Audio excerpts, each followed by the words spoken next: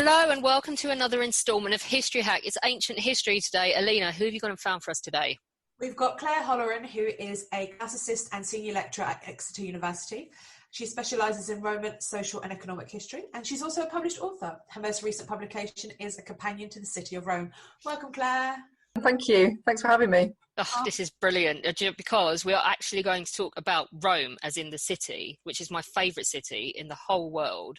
And I can tell Alina wrote these questions because the first question is, what kind of shops and markets would she find in ancient Rome if she was there? Bakery.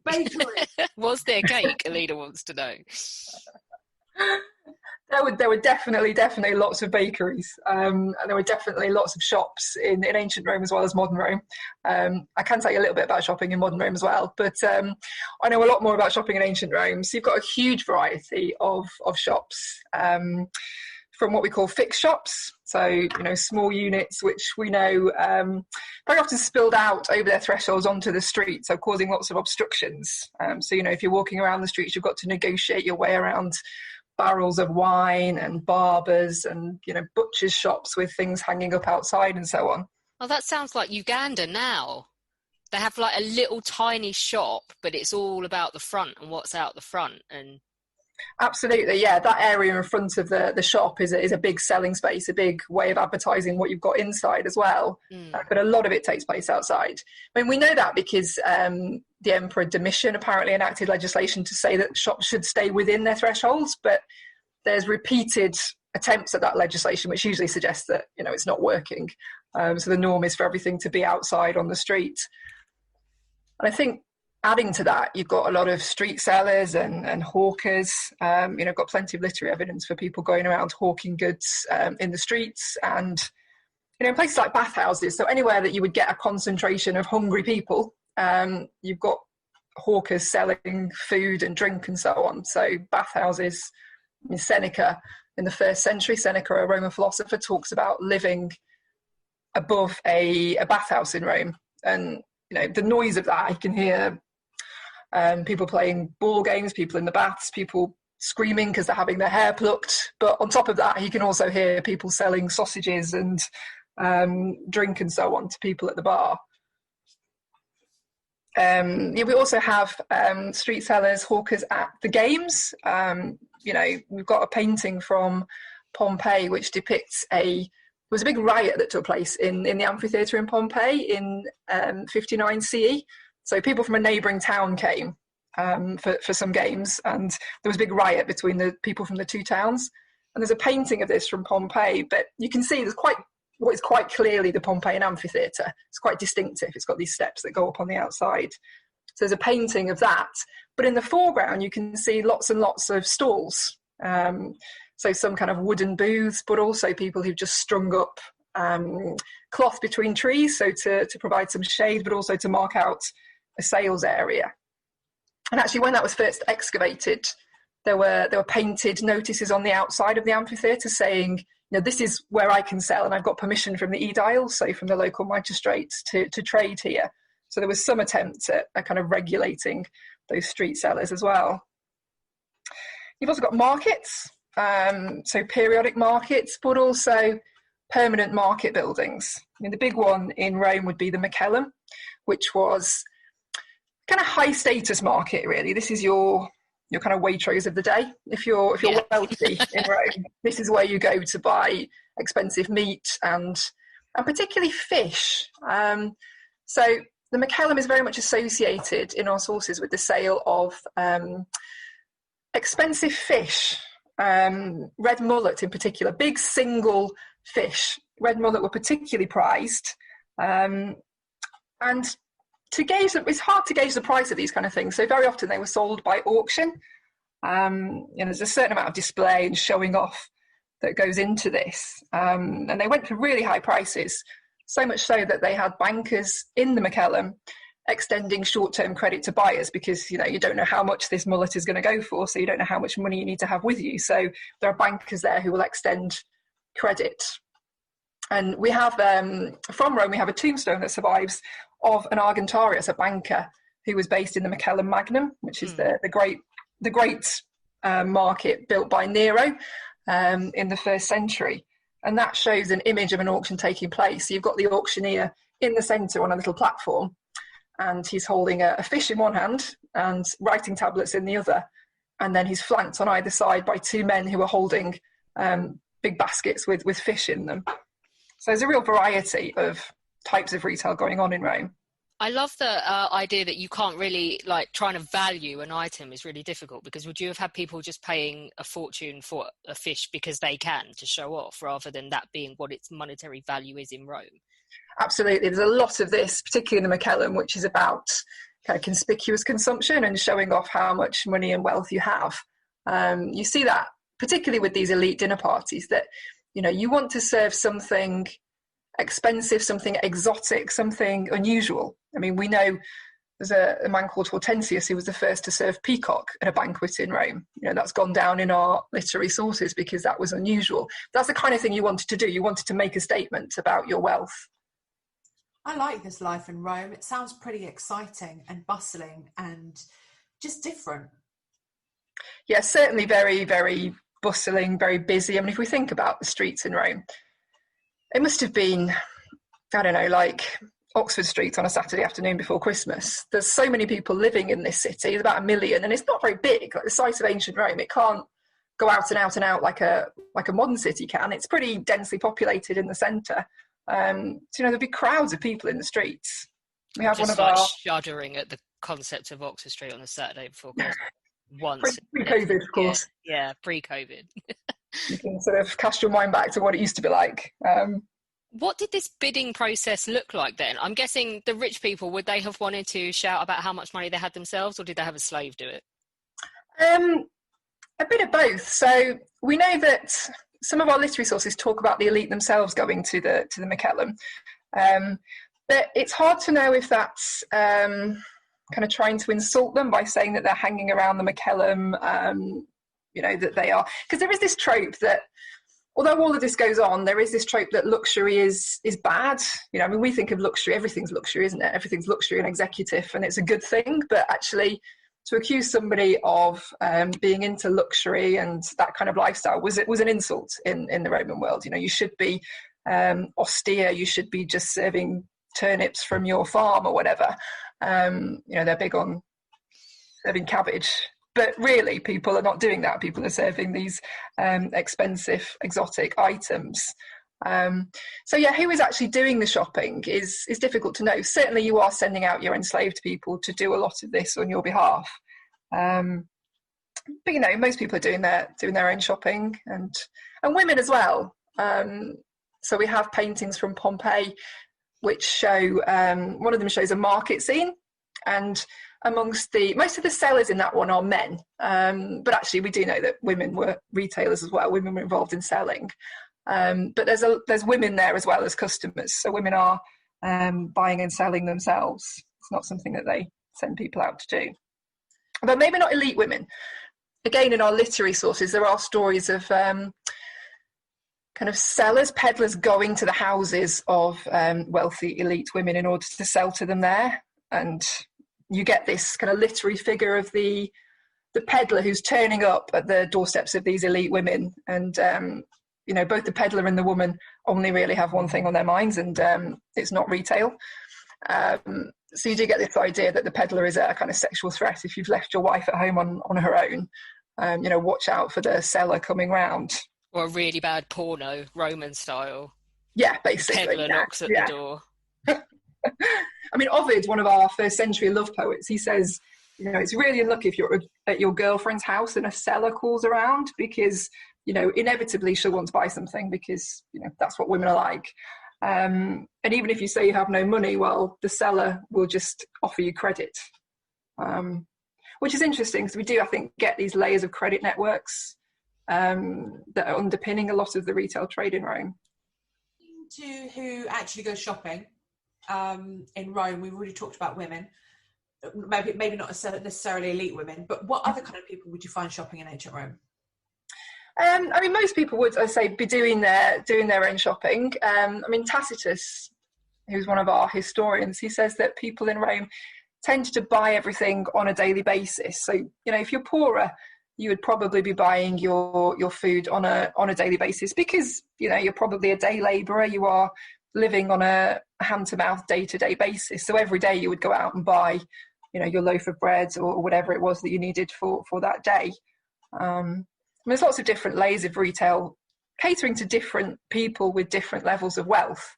So the elite may be going to the McKellen, but you've also got areas of the city of Rome that are dedicated to other types of luxury trade. So in the late Republic, so in the kind of later 1st century BCE, the elite tended to live on the lower slopes of the Palatine Hill in Rome, and the area between the Palatine Hill and the Forum, which was the political centre where they worked, if you will. There's an area in between called the Via Sacra, and we know that in that period that was lined with jewellery shops, because this is an expensive area, so you're going to get high-end shops because property prices are high, rent would be high, but also you've got those elite people in that area, so you've got a kind of captive audience, as it were. So you've got those jewellery shops there. We hear about pearl dealers who are based there.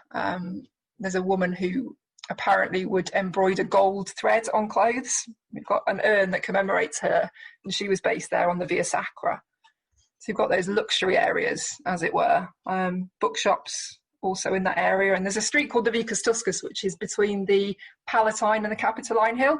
And that also is very much associated with the trade of expensive goods, things like silks, perfumes, ointments, incense, that kind of thing is all based around there. So you've got those kind of high-end shops in the very centre.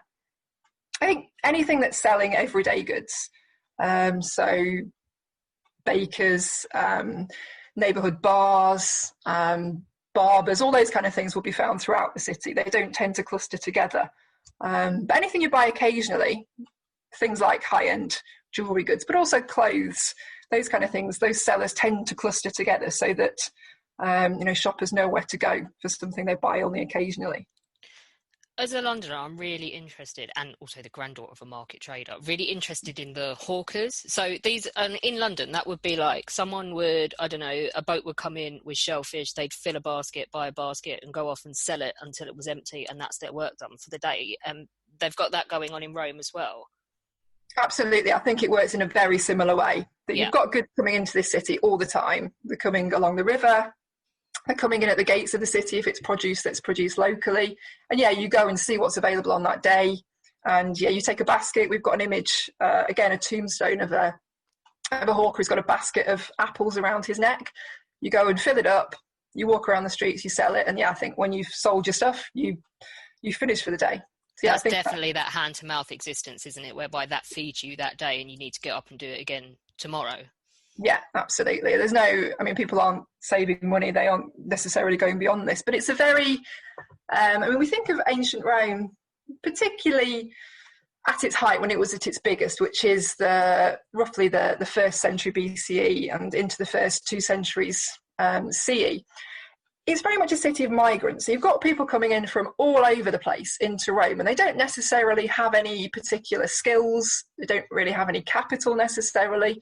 And street trading is something that you can do, even just on a short-term basis, to get by. If you've got enough money to buy stock for a day, and you've got enough numeracy skills to get by selling, then that's probably what a lot of people are doing on a day-to-day basis. If you can't get work as a day labourer, unloading at the port, unloading at the docks, the other thing to do is to sell goods. And of course, self-sufficiency to it, isn't there? Yeah, absolutely. Yeah, there is some level of state aid in Rome, but those kind of people would not be eligible for it. So you might have heard of the grain distributions. So a certain number of citizens in Rome, and it was only citizens, got free grain. So once a month they would get a big bag of free grain, but it was based very much on status, not need. So those kind of people who were coming in from outside, they wouldn't necessarily be citizens. They wouldn't have access to this kind of state-sponsored aid. I like that because if I'm not mistaken, in Pompeii, on Nevilea's grave, you can see her husband handing out grain to the local citizens of Pompeii. Yes, you get it in other local areas as well. So they kind of model themselves on what's going on in Rome. There's another painting from Pompeii of what looks to be a magistrate distributing loaves of bread. I forget the guy's name now, but it's a similar kind of idea. And it's part of, again, it's not really about need, it's about status, and it's something that politicians do. So the emperor is doing that on a big scale in Rome, and you've got it happening with local magistrates across Italy. And in other areas, because we know it was going on in Oxyrhynchus in Egypt as well. So it's not just in Italy. So the next question, I have to laugh at this next question because as an archaeology student, you know, the arrogance of those archaeology students, when we first went to Pompeii back in the day and we were learning about, you know, shops and bakeries and things like that, we would walk around and go, oh, you know, that's a shop, that's a bakery, that's a whatever it was, all because of something very specific. Tell us, how can you identify a shop from a house or a bakery, and where would you find them? Yes, so this is very much about the entranceway. So you would recognise a shop. If you go to Pompeii, you'll see lots of these big rectilinear rooms that open directly onto the street, and their frontage is entirely open. But you know that they were some kind of commercial establishment because you can see, if you look at their threshold, it's got a big groove that goes along it, and shutters would have been placed in that to close it. And then when it was open in the day, the shutters would have been completely removed. And you've got this big open frontage. So you're looking for a grooved threshold if you want to identify a shop. There's actually, at Pompeii, there's you know how they make the plaster casts of bodies by pouring plaster of Paris into the kind of cavity left by bodies in Pompeii? Well, they did the same thing with wooden things at one time. So there is an example of an actual shuttered door, which has been made in plaster. So the imprint was there, they filled it with plaster of Paris, and then they've got the shuttered door. So you can see what it looked like. So it has these basically big planks of wood next to each other. And then there's a little night door in it. So when it was locked up at night, you would be able to get in and out of the shop, because probably people lived in these spaces as well. I mean, the other thing you'll see if you look at those places when you go around Pompeii or Ostia or anywhere like that is that if you look halfway up the wall, you'll see holes in the wall, and they would have had beams in them, and there would have been a mezzanine floor, like a wooden mezzanine floor with a ladder up to it, which could have been for storage, but possibly also a kind of bed deck for, you know, the shopkeeper who lived and worked on those premises. I want to know if there was any kind of restriction. So, like, you know, when you go into an ancient Roman city, so you've got it at Pompeii, haven't you? You've got certain areas where the streets are lined with tombs and stuff. Could you just go and do business anywhere? As a hawker or a general trader, could you go anywhere and flog your stuff? Or were there some kind of rules about a commercial area and a residential area? Not really. We don't kind of get that idea of commercial or industrial or residential zoning that we get in modern cities. Everything's kind of mixed up together. I mean, again, at Pompeii, you can see these really elaborate elite houses, but they've still got shops or bars in the front of them.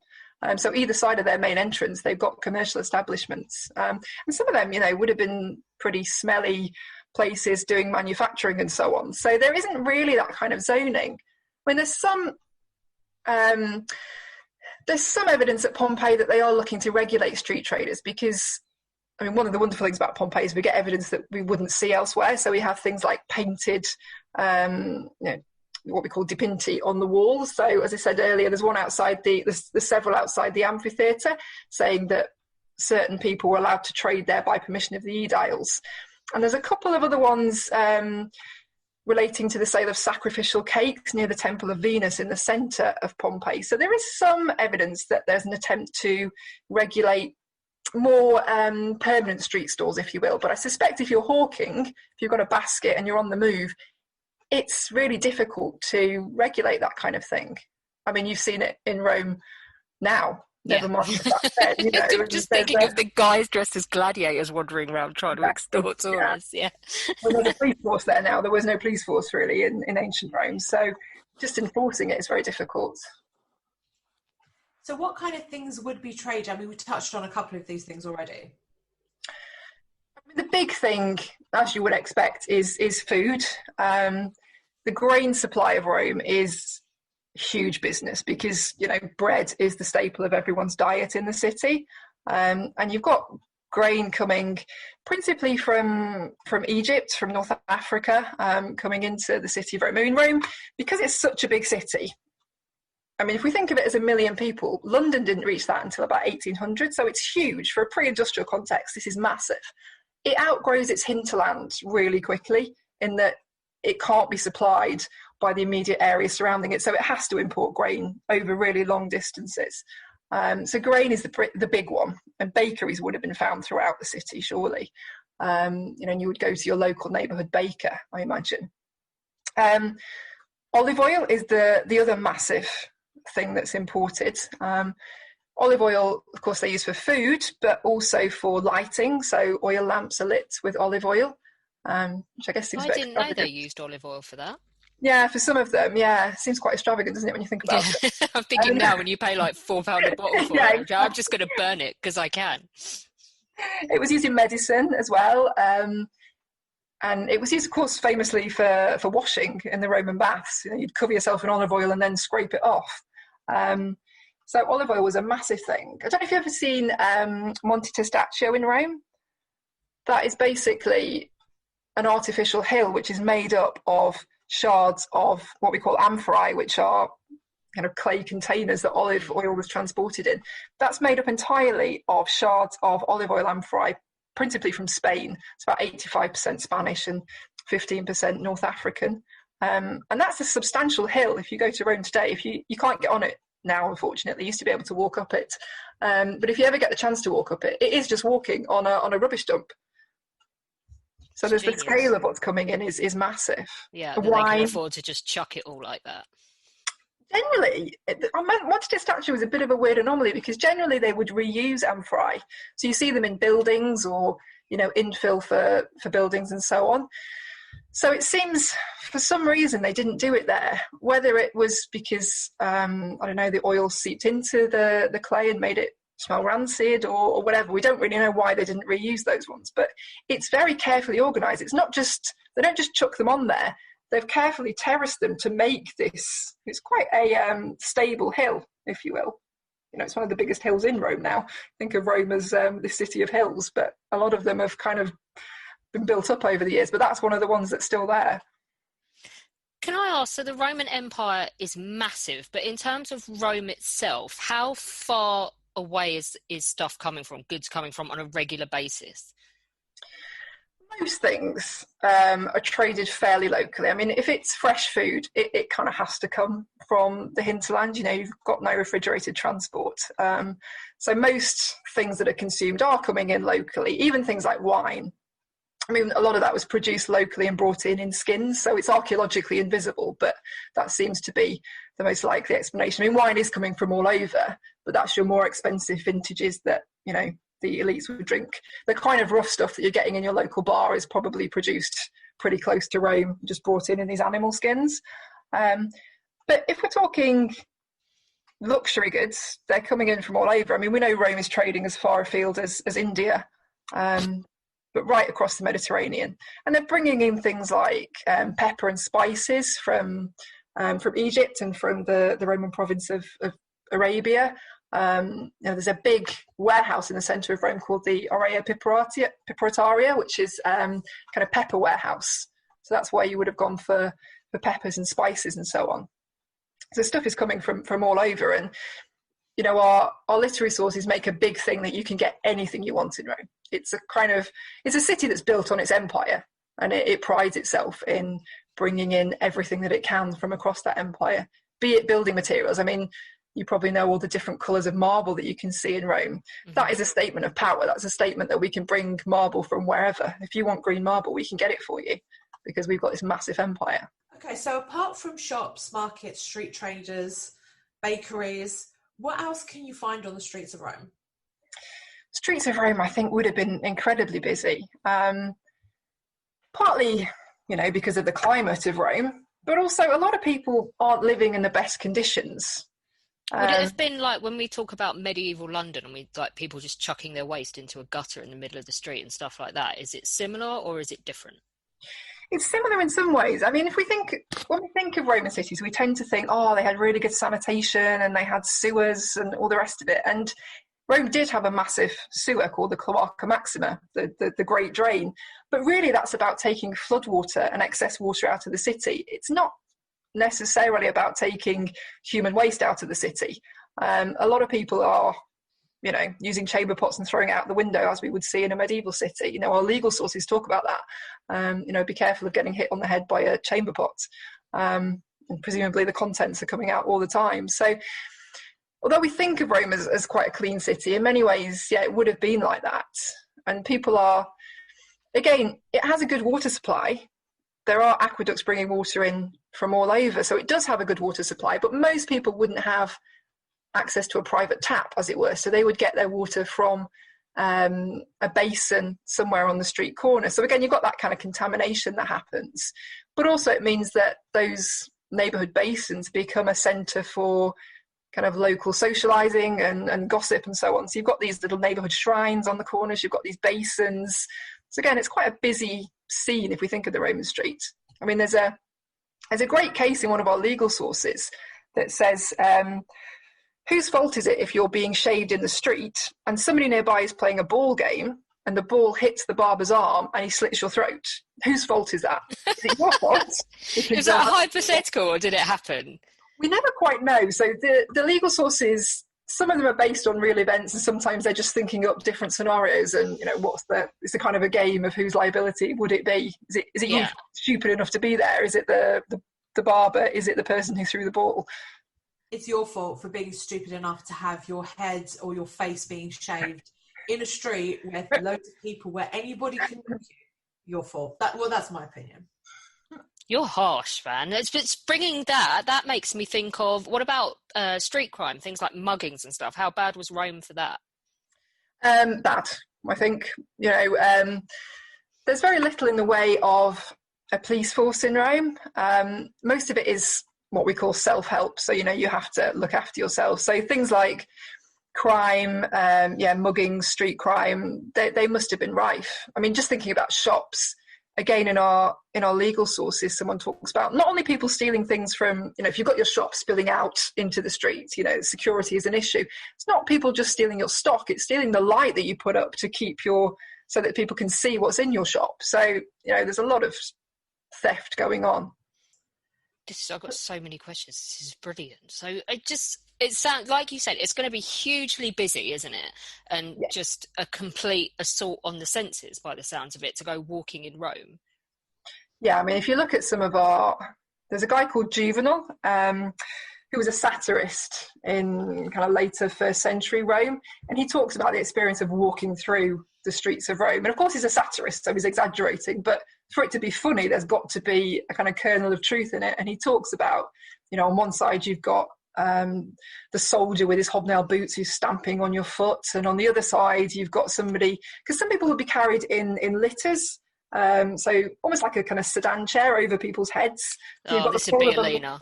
Yeah. I would probably be one of the poorest people in Rome. I would be lucky to have one of those. In your head, you'd be carried everywhere on a litter and look fabulous wearing awesome clothes. Do you know what? If I was to live in Rome, I'd probably like to live not so much of a life of luxury, because I wouldn't want to be a woman in that. Unless I was a man, I really want to be a woman. I want to be a woman at that time. No, I think that's often the question, isn't it? Who would you be? I remember some students asking me who would I be. I was like, well, I probably wouldn't be a woman. I'd definitely change gender for this one. But yeah, I agree. Unless you were like someone like Eumachia. If I was Eumachia, then I'll be happy. Yeah, I mean, Roman women, as you say, they can have positions of kind of political influence in that sense. They can be wealthy in their own right. They can inherit wealth. And we do get women like Eumachia who are involved in public life. But just to think about the streets, things like the litters, they're going over your heads. You've got the poles that might hit you on the head. Juvenal's also talking about, there's a lot of building work goes on in Rome, and actually most wheel traffic is banned from the centre of Rome during the day because it's just too busy.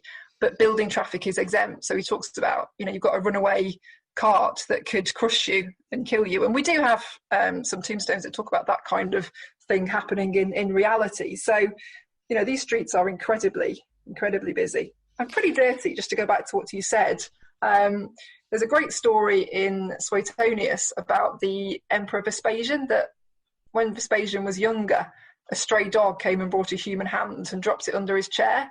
And that's just a kind of aside. So no, the comment is just about the fact that that meant he was going to be future ruler. It's not the fact that you've got a stray dog scavenging human bones in the street. So there must be, you know, a lot of dirt and all sorts of things in Rome. I think my favourite place in Rome, and I don't know if it's come up in any research, you know, now it's a cat sanctuary. So you go over and you look down, and there's an old Roman building sort of beneath street level now, and they use it, they put all food out for all the stray cats and everything. And if you go down there in the evening, all the cats are kind of lying around. It's very cute if you're a cat person. Does that ever come up in any of the sources? Obviously not as a cat sanctuary, but I'm wondering what the building was before. The Lago Argentina, I think, is probably the one you're referring to. Yeah, it's a series of Republican temples that you've got there. Yeah, which was, it's not far from where Caesar was probably assassinated, so it's just near the where Pompey's theatre was as well. So that's kind of around the area where Caesar would have been killed. This has been brilliant. Can I ask you one more thing before we go? You know, you're talking about sort of legal sources and things like that, and like snapshots in history. Have you had any famous characters of like Rome life come down to you through these sources, where we know of this one person and a crazy incident, or a character that was a hawker in Rome or whatever, through like a random collection of sources, and they've appeared in them? Not that I can think of offhand. I mean, one of the things about our sources with people like hawkers is that they tend to appear kind of in the background of literary sources. They're giving a bit of local colour, if you will, to the story that's going on. They're never the principal part of the story. They're just kind of there in the background. Very often pejorative references to them as well. You know, a way of insulting someone's oratory is to say that they speak like a street trader. So it's one of the reasons that we know that they were, you know, probably had a sales patter of the kind we might expect, is that people say, you know, your oratory is a bit rubbish. It's like a street seller. So we tend to be trying to find little incidental references in the background of our literary sources to get to the lives of these kind of people, who obviously would have been the majority of people in Rome. The elites, the ones that we know about and we talk about all the time, are a very, very small percentage of people in Rome. So who has come down to us then? In terms of hawkers? In terms of a famous character in Rome life that sort of coloured in the gaps for us. There's a wonderful, well, he's not a wonderful character, he's an awful character, but there's somebody called Umbricius, who again is in one of Juvenal's satires. And he's a kind of, I don't know how to describe him without... he's a kind of old grump who's just talking about how Rome used to be wonderful, but now it's a kind of the character you can completely imagine now, about how everything was wonderful in his youth, but Rome is now, you know, it's really messy, it's full of migrants, it's, you know, it's just not the place it once was. He's an awful character in many ways, but the kind of story that he gives us of Rome is quite interesting, because there's lots of things that we wouldn't see anywhere else. You know, he talks about all the fortune tellers and the dream interpreters that you find in the streets, and so on. So he's quite, as I say, he's not a great character, he's an awful character, but he's quite an interesting one to read. Dream interpreters? Yes, so again, you know, people making a living in the street. You've got, you know, fortune tellers, dream interpreters, we hear of snake charmers and sword swallowers, and, you know, all the Alina, you would be a sucker for the dream interpreters. Why would I be a sucker for a dream interpreter? Because you're like a sad romantic, and they'd clock you a mile off. They'd be like, quick, it's Alina. Yeah, I don't care. I'm a romantic. I might be a sado, okay, and I don't know. Probably, yeah, they'd probably con loads of money out of me. So you might be right there. Speaking of that, I'm guessing beggars everywhere as well. Yes, yeah, we do hear quite a lot about that as well. Typically at places where kind of bottlenecks of traffic, so like the entrances to bridges across the Tiber are somewhere that apparently commonly you find beggars, because, you know, people can't walk past you as quickly there. So, you know, they think about where they're going to be. But yeah, beggars do appear quite a lot in the background again of our sources. Yeah, it must have been commonplace. Oh, I could just do this all day. I love Rome. Yeah, me too. Hopefully I get to go back again one day. Oh, if we're ever allowed out of the house. Yeah, exactly. Yeah. Sorry, I'm a Pompeii person. Don't ostracise me. To you. You can go with Sophie. Have you Claire seen and I will go to Rome. Have you seen the new bar they've uncovered at Pompeii?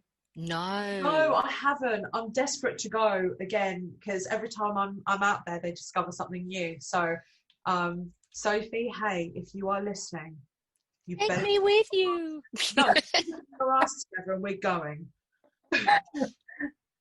So yeah, we didn't talk about bars actually, but they're a massive part of. Let's talk about bars. What's your favourite bar hotspot now? I quite like the complete madness of hanging around Campo de Fiore with all the Indians trying to flog you the flying light things. And I actually bought a singing cat off of one of them for my mum, and she loves it. But I love like sort of the loudness of that area. Being charged like £10 for a beer. Yeah, like Bruno's our mascot though. Oh, in the statue, yeah, because he's like the inspiration for Assassin's Creed, isn't he? Always go hang out with Bruno. Yeah, I know they rip you off, but I'm just like, screw it. I love it. The market is great in there, though. Yeah. So yeah, tell us about bars in ancient Rome. You've mentioned them a couple of times. I think that would have been really, really important. Again, thinking about people, not having the. I mean, a lot of people would be living in these apartment blocks. They wouldn't necessarily have much in the way of facilities to cook their own food and so on. So they're probably relying on neighbourhood bars for a lot of their meals. If you go to Pompeii, you see they're quite distinctive. You'll know the bar counters that you find throughout the city. They're these. Very often they've got marble facing on, and they've got these big, what we call dolia, big storage jars embedded in the counter. And they would have held food of various sorts, either dried food or hot food. I mean, the one that's been uncovered recently, they found, so they're doing new excavations at the moment in Reggio 5 at Pompeii, and they found a new bar maybe a month or two ago.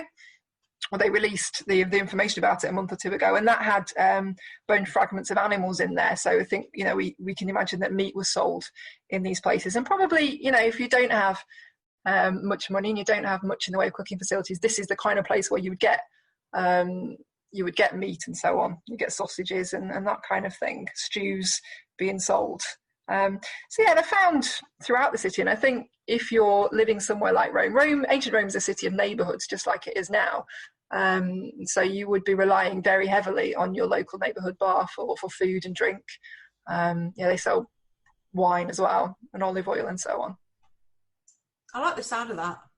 Can we go back in time? Do you know, I know this is going to sound so bad, but I was going to say Alina loves a good sausage. But you really are a fan of sausages, not being smutty or disgusting in the slightest. You love a good sausage, and you're always moaning about not having your British sausage out in Poland. So agreed. I thought of you, and I didn't want to just throw that in there because it's just typical history hack smuts. No, I do miss a good British sausage. Polish ones, they're good, but you just can't compare. I'm really sorry, Poland. Polish people, don't start hating me. Well, we've decided that the problem is that Polish sausages actually have meat in them. You just want like the typical eyeball piece of filth Richmond sausage, don't you? Balls. Anyway, listen, Claire, thank you so much for joining us. That has been thank you for having me. Oh, it's been brilliant. Come back anytime to talk more about ancient Rome. I want to get on a plane now. Yeah. Go, do it.